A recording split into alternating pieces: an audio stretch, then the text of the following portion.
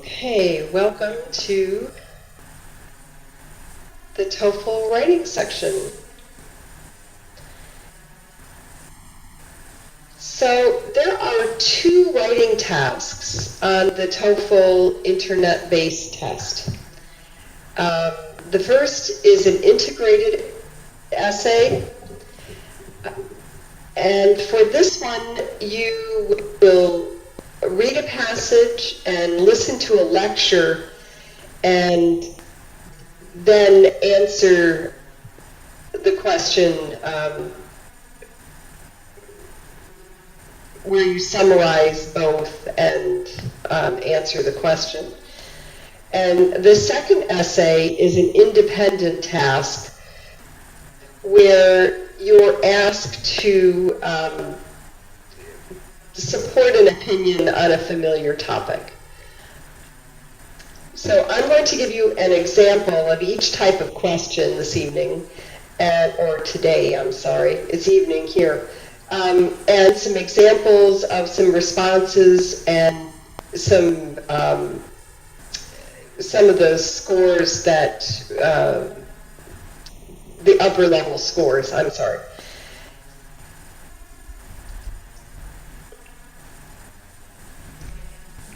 So the first essay is, as I said, the integrated question, and you should write between 150 to 225 words.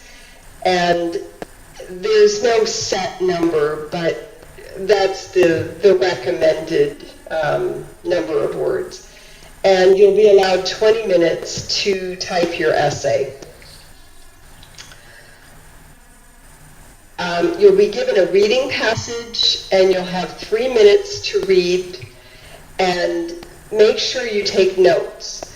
You will be able to see the reading passage again. It will reappear, but you don't really have a lot of time to go back and reread it, so you want to make sure that you take notes on the important points. And then a listening passage will also be provided, so you want to listen to the passage, and it'll be about the same topic, but it takes on a different perspective. And then you will respond to the question based on the information in both the reading passage and the lecture. And I'm going to give you an example of this. Let's see, so first, let's read this reading passage, and we can read it together. In many organizations, perhaps the best way to approach certain new projects is to assemble a group of people into a team. Having a team of people attack a project offers several advantages. First of all, a group of people has a wider range of knowledge, expertise, and skills than any single individual is likely to possess. Also, because of the numbers of people involved and the greater resources they possess, a group can work more quickly in response to the task assigned to it and can come up with highly creative solutions to problems and issues. Sometimes these creative solutions come about because a group is more likely to make risky decisions than an individual might not undertake. This is because the group spreads responsibility for a decision to all the members, and thus no single individual can be held accountable if the decision turns out to be wrong. Taking part in a group process can be very rewarding for members of the team. Team members who have a voice in making a decision will no doubt feel better about carrying out the work that is entailed by that decision than they might doing work that is imposed on them by others. Also, the individual team member has a much better chance to shine, to get his or her contributions and ideas not only recognized, but recognized as highly significant because a team's overall results can be more far-reaching and have greater impact than what might have otherwise been possible for the person to accomplish or contribute working alone. So that is the reading passage. And after you read, you will listen to a listening passage, and there will be a picture, a still picture of a professor standing in front of his desk or her desk, and then you will hear a lecture. So I will read, I will be the professor and give you the lecture. Oh, actually, Mrs. Bose, let me play that About passage for you. what one company found when it decided that it would turn over some of its new projects. I have that. I have prepared I'm that. sorry, I couldn't hear you. Oh, give me a second.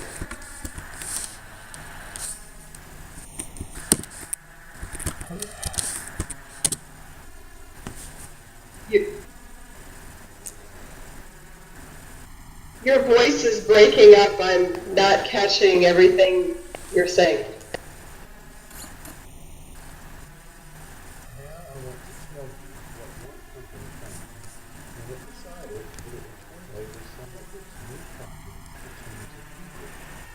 Make the team responsible for planning the project and getting the work done. After about 6 months, the company took a look at how well the team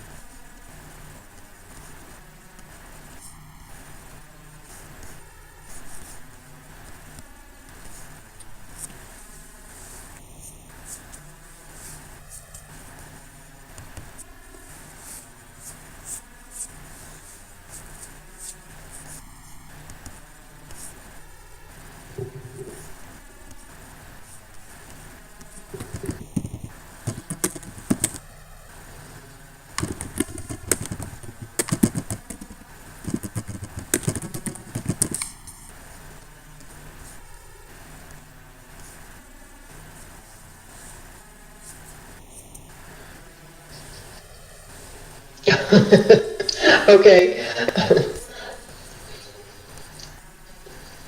Okay, now I want to tell you about what one company found when it decided that it would turn over some of its new projects to teams of people and make the team responsible for planning the projects and getting the work done. After about 6 months, the company took a look at how well the teams performed. On virtually every team, some members got almost a free ride. They didn't contribute much at all. But if their team did a good job, they nevertheless benefited from the recognition the team got. And what about group members who worked especially well and who provided a lot of insight on problems and issues? Well, the recognition for a job well done went to the group as a whole. No names were named. So it won't surprise you to learn that when the real contributors were asked how they felt about the group process, their attitude was just the opposite of what the reading predicts. Another finding was that some projects just didn't move very quickly. Why? Because it took so long to reach consensus. It took many, many meetings to build the agreement among group members about how they would move the project along. On the other hand, there were other instances when one or two people managed to become very influential over what their group did. Sometimes when those influencers said, "That will never work," about an idea the group was developing, the idea was quickly dropped instead of being further discussed. And then there was another occasion when a a couple of influencers convinced the group that a plan of theirs was highly creative. And even though some members tried to warn the rest of the group that the project was moving in directions that might not work, they were basically ignored by the other group members. Can you guess the ending of this story? When the project failed, the blame was placed on all the members of the group.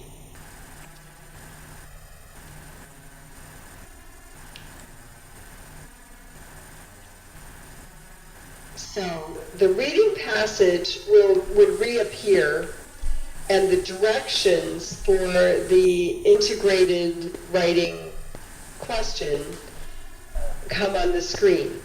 You have 20 minutes to plan and write your response.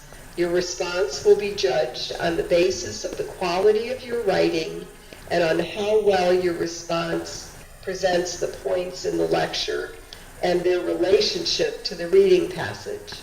Typically, an effective response will be 150 to 220 words.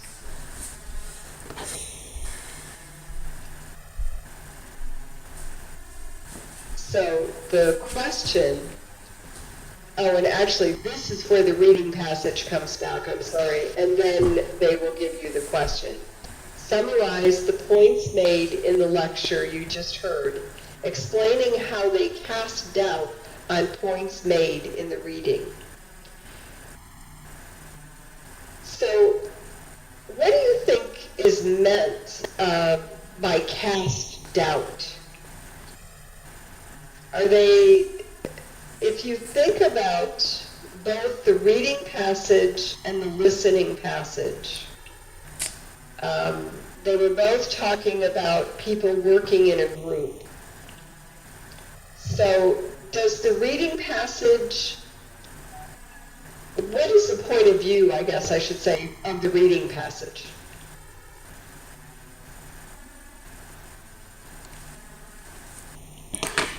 Did they think that working in groups was a good idea or a bad idea?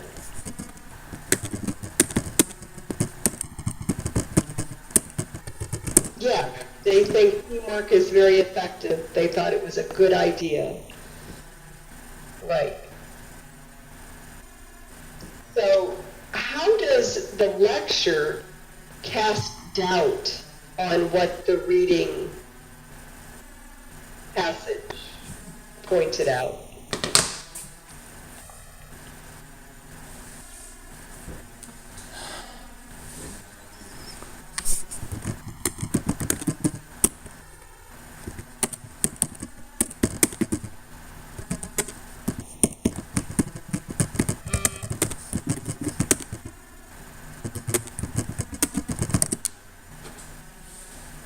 Right, yes, the lecture, the point of view of the lecturer thought that teamwork didn't work very well. That, right, it's often ineffective and people take a free ride, exactly. So there are people who aren't doing much work at all and a few people doing all the work. So they didn't think, so that would be the way they're casting doubt.